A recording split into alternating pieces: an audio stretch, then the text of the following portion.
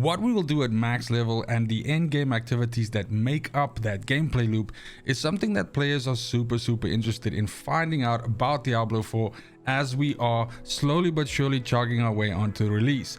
And during the course of April, we will most likely have either the second last or the last developer insight from Blizzard detailing progression systems and endgame. Now, at the moment, there have been endgame betas which have been closed to a select audience, and those activities and the information therein is bound by NDA. But a lot of information has actually to this point been shared by the developer as well as certain other places, and I wanted to collect all that information together in one video and discuss what we know so far, what we don't know, and then we can always come back to this at a later stage when we've had the developer insight and we know more. Now, first and foremost, when we look at the endgame loop and what that will entail, at the moment right now, it seems that predominantly our activities will revolve around 5 different areas. Those are the basic PvP activities, which are confined to the Fields of Hatred. We have, of course, world boss encounters, which are either going to be on some kind of timely spawn mechanic or spawning because of something that happens in the world. Of course, we also have Helltides. We have Whispers of the Dead, and then last but not least, we have something that will most likely become a core component, Nightmare Dungeons. Now, it's entirely possible that some players will favor certain activities above others. Some players might, for instance, choose to never engage with the PvP side of the endgame loop.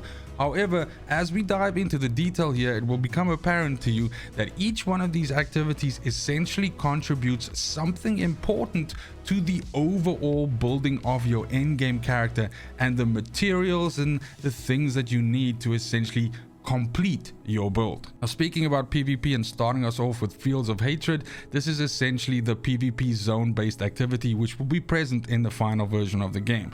Now, not just one area on the map, but more than one area will be demarcated as the Fields of Hatred, and you can go into these areas and team up with other players versus other players, or even just versus the creatures inside that area.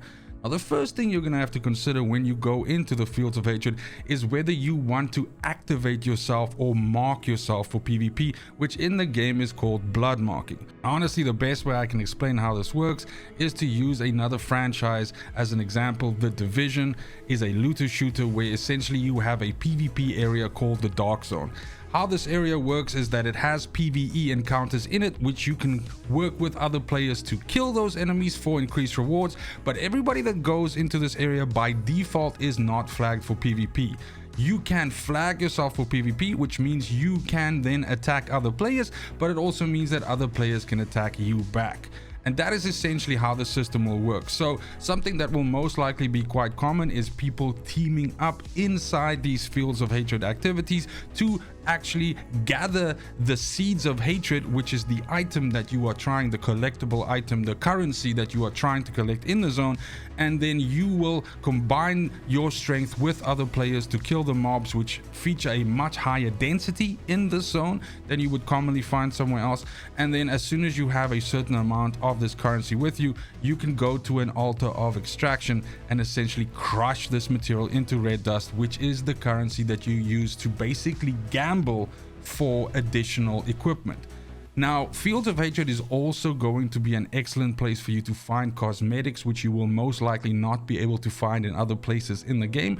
So pretty much the two reasons for going there would be the cosmetics, and then also the fact that because you have this higher mob density, you are going to be able to accumulate more of this currency, and because you get more of this currency, you're going to be able to gamble on more gear. So it also seems like this would most likely be a fantastic way for you to actually kit your character out. And of course, how effective you will be at this will depend on how much your survivability is inside the zone. So probably a good idea to team up with other players to go in here, but also this is going to be a fantastic way for you to be a little shit and sneak around there and try to kill people and essentially steal those resources from them and convert them into resources for yourself. Then moving on to world bosses, of which we've of course already seen one in the beta, Ashava. Eventually we will have 5 world bosses in the game, plus I believe 1 roaming one. I'm not sure if that roaming one is part of the 5 or it's an additional one on top of that. But the idea being that these spawn based on a timer on the server. Of course, on the beta weekends, there were 2 days where these didn't spawn and 2 days where they spawned twice. The exact timing of this is something that we don't know just quite yet, and will probably be shared in this developer insight that I spoke about earlier. But it's also possible that these world bosses could be triggered by something happening in the world, which will then essentially create a situation where they spawn. Now, the arenas within which these world bosses spawn will always be demarcated on the map, but for instance, a Shava could have 3 or 4 possible places where that boss can spawn, and so the timer kicks in, tells you the boss is spawning, and you have to try and essentially figure out or go to the place where the boss spawns and then essentially commence combat.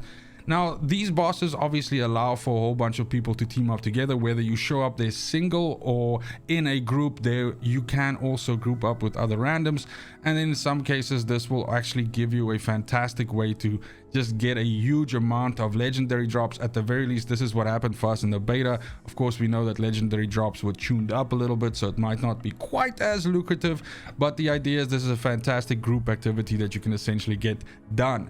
Now, one other thing that is super important is that scattered prisms, which is the material that you use to essentially put sockets onto your gear, is coming from this activity and this activity alone. And this is what I mentioned at the beginning when I said that there's going to be a reason for you to do each and every one of these different activities, even though you might favor some above others. At the moment right now, it seems that scattered prisms can only come from this activity, from world bosses. It's possible that you can maybe get them as rewards from other chests or something like that, but the main way I think that you would farm scattered prisms would be through world bosses. So there exactly lies your incentive to do this content, whether you're doing it solo and hoping that the randoms that you're with are up to the mustard and can actually kill the boss, or whether you form a dedicated group and go farm those bosses when they spawn. The third activity we're going to look at is something referred to as Helltide or Helltides. And basically what this is during the course of the game, again based on certain factors or something happening, or maybe changing once a day or once a week or something like that. Again, this will be revealed to us in time. You will have a region-wide buff on a specific area of the map, and what this will do is it will increase the density of enemies of minions within that region, and it will also basically make harder to kill, and probably with more crazier affixes and weird combinations of those minions spawning.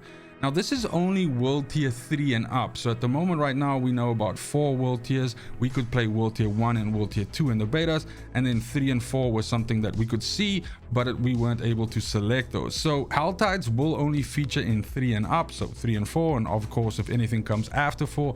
And this, as mentioned, is basically just a much higher difficulty setting for that particular region. So let's say, for instance, usually that region had a bunch of skeletons and weird shit in it. Now if it's a Helltide, it'll have a different minion type and a lot more of them.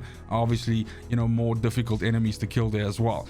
Now this will also feature some special bosses, as well as a roaming huge boss called the Forerunner, which in some cases will require some coordination between either you and randoms or you and some teammates to essentially kill. Now this area also has tortured gifts, which is a special chest type which will spawn in random places on this map. And as you kill enemies within a Helltide, you will collect a currency called Abhorrent Cinders. And as you accumulate enough of this currency, you will be able to afford to open up these chests. Now, the fun thing about these tortured gifts, these chests, is they will have specific legendaries in them, and this is a fantastic way for you to basically target farm a specific legendary that you're looking for. Now, this part is pure speculation on my part, but I imagine that these legendaries might be different depending on which class you are playing when you're trying to open it.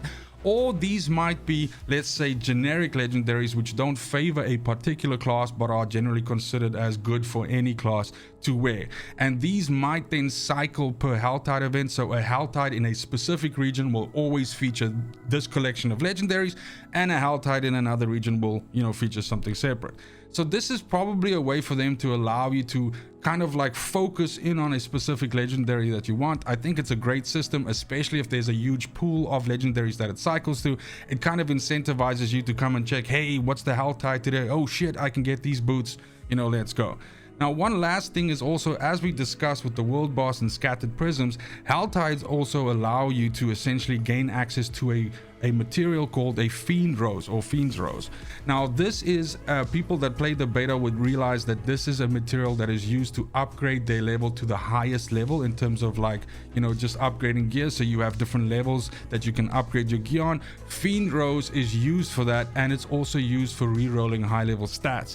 So this is going to be your primary way in which that you can get access to fiend roses, and these fiend roses will also be in these tortured gifts chests, by the way. So again, just like before with the scattered prisms, it's entirely possible that you could accumulate some of these from rewards in other places, but the main place you're going to go to when you're looking for some fiend roses is going to be Helltides. Then second last, we have essentially the bounty system of the game. This is Whispers of the Dead, which revolves around a game mechanic where there are specific bounties which are scattered around the map, some of them being more difficult than others. Examples of bounties can be something like clearing 2 dungeons, killing a world boss, killing 100 goatmen, you know, something like that. And you have to complete these tasks. These refresh daily, and they reward a resource called Grim Favors based on the difficulty. So killing 100 goatmen will give you, for instance, less Grim Favors than, you know, doing a world boss. Now, what you're trying to do is you're trying to fill a gauge that is tied to this activity, and as soon as you've filled the gauge with enough Grim Favors, you are able to go to the Tree of Whispers and get yourself a bounty cache. Now, the cool thing about these bounty caches is that they will be a fantastic resource for nightmare sigils. We're going to talk a little bit more about nightmare sigils just now, but also for legendaries, and as well as the fact that you can use these for targeted looting. Now, what I mean by this is bounty caches can have flavors to them. So you can have a pole arm bounty cache, and that means every single item within that bounty cache which you can choose from will be a pole arm. So if there's a specific legendary that you're looking for a specific bow, the Skyfire or something like that for your rogue, you can target, you know, loot a bounty cache that has bows in it, and hopefully you get a favorable roll within that bounty cache, and one of the items that you can choose from there is the bow that you're looking for. So this is a good way to round out your build. If you're, you know, the last piece of gear you're looking for is a decent pair of boots, you just can't get any good ones to drop, then for example, this would be a way for you to get multiple chances of good rolls at a boot, maybe a legendary one, and a way for you to get that. And then last but not least, we have Nightmare Dungeons. Now, Nightmare Dungeons is probably going to be the activity that is most familiar to players, especially players of that, you know, Diablo 3, because this very closely resembles what we had in Rifts in Diablo 3.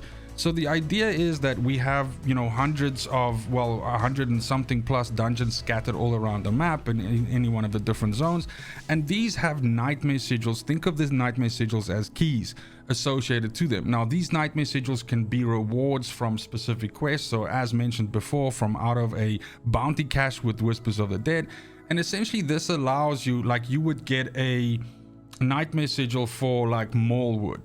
And then what this would do is it would upgrade Maulwood's difficulty to the level of the sigil, which will give specific modifiers and things like that to this particular dungeon and the minions they're in. So for instance, you could have a modifier that says 1 second after you kill an enemy it explodes, and this will essentially modify the contents of that dungeon and means that everything that you kill explodes, and you know, maybe that explosion could do little damage to you as well. So it kind of augments the way in which you play the dungeon a little bit. Now, you get different grades or qualities of nightmare sigils, and of course these have higher requirements and are more difficult depending on the quality of these. So this will be essentially like a reoccurring mechanic, and most likely out of the 5 endgame, you know, activities that we've discussed so far, probably the one that most players will spend most of their time in.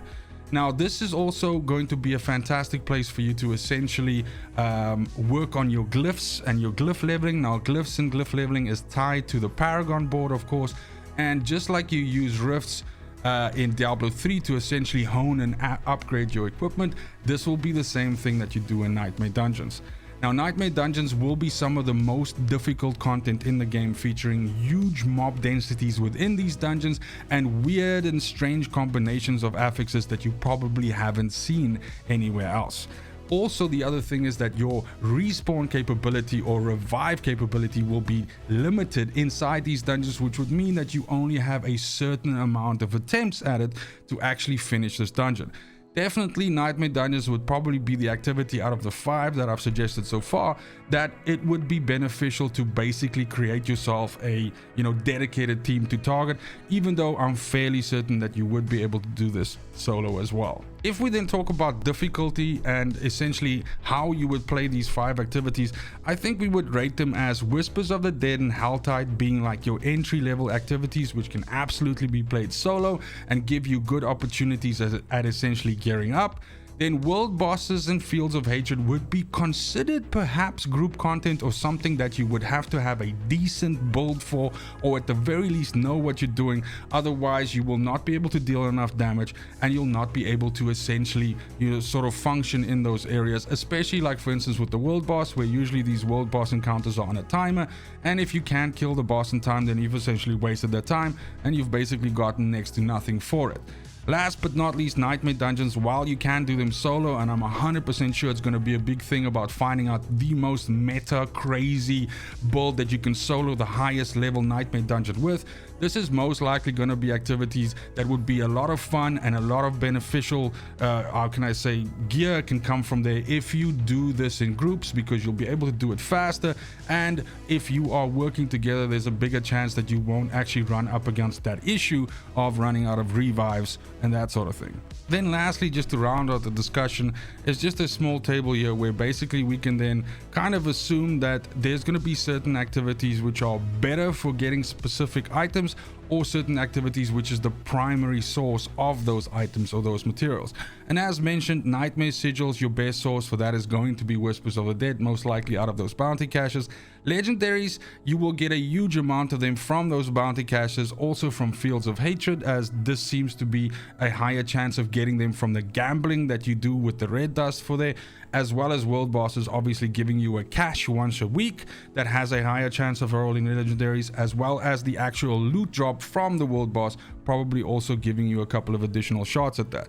Now, target farming legendaries, seems that Helltide will be good for that, because as mentioned, you will be able to essentially look at specific legendaries within those tortured gifts, and as long as these keep cycling daily, weekly, something like that, you will be able to see if there's a specific legendary that comes up during a specific time in a Helltide, and you can basically go looking for it. Now, Fiend Roses, which is used for gear upgrading as well as rerolling stats on that gear, is also going to be something that you'll be looking to accumulate from doing Helltide activities. And then Scattered Prisms, which is used for adding sockets to gear, will predominantly come from World Bosses as well. Then cosmetics, and again, I do want to mention as we're going through this list here, it's not to say, at the very least at the moment right now, it's unclear whether this will be the only way to get some of these things, as I mentioned with the Scattered Prism and as I mentioned with cosmetics, but I kind of think that this will be a case of being the best place to farm it, although you will get cosmetics from other places and so on. Now, gear gambling, and I don't mean with O-balls, will also be done within the Field of Hatred, as mentioned, using red dust as a currency. And Fiend Roses, as mentioned, also for stat rerolling, so I've mentioned it twice here, as again is Helltide. And then you have glyphs and glyph leveling, which are both tied to your Paragon board. Glyphs are of course featured on your Paragon board, and those can be also leveled up. Both of those activities you will need to be doing Nightmare Dungeons to essentially level those and to get those. And then last but not least, Ancestral Gear, which will be the most powerful version of gear in the game, will also be dropping out of Nightmare Dungeons, because Nightmare Dungeons would be the premium activity and let's say the most late game you can go, since even the difficulty of these Nightmare Dungeons can be triple the level that you essentially can level to. So this is going to be in some cases super difficult content, and really like endgame. And that's pretty much it. That's most of the information that I've been able to gather from different sources around the internet. Of course, a lot of this stuff is and probably will change, because some of this information is by a couple of months old already and is actually from betas and events and stuff like that in 2022. So it's possible that some of these have been streamlined, some of these systems have been, you know, chopped and changed and moved around, anything like that. But most likely that is what we are going to see from this developer insight with Blizzard a little bit later in the month. Now, as mentioned, that's going to give us a chance to maybe revisit this video, maybe tweak a little bit, you know, of this. But ideally, as we come up to the launch and once we are actually within the launch of the game and we're playing, I'll be able to create a video and say, hey, if you're looking for, you know, scattered prisms, this is where you go. If you're looking for fiend roses, this is the best place to go. If you're looking for as many legendaries per hour on average, this is where you go. And that is really the reason why I started the train on this, essentially, you know, this way of thinking and this video and all of that. And that is why we will come back to it at a later stage. I want to thank you so much for watching, especially if you made it this far. I really do appreciate the support. Of course, keep an eye on the channel. Plenty of more Diablo content to come before the launch, during the launch, and after the launch. It is a game which I will heavily support on this channel, and I cannot wait to play it. Let me know in the comments down below if there's any other things which you'd like me to cover in the run up to that, anything about the game that you'd like further deep diving into, explanations. As mentioned, I have some coming already, but you might just suggest something that I haven't thought about, and that would be pretty sweet. Other than that, it's just super important to me that you have a fantastic morning, afternoon, and evening wherever you are in the world. Until next video, fucking cheers.